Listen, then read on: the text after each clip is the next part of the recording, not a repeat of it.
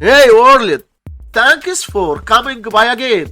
In this program, we wanted to find the value of this expression 35 divided by 1 over 46, then times 46. Let's go and start solving the problem. We have 46 divided by 46, which equals 1. So here we have just 1, and 35 divided by 1 equals 35. But this answer is not correct because according to the order of operation, we have to do this division first, not this multiplication. So let's start the correct solution. 35 divided by 1 over 46. To do this division, write down the 35 and change the division to multiplication and flip this fraction to 46 over 1, which gives 46. And here again we have times 46.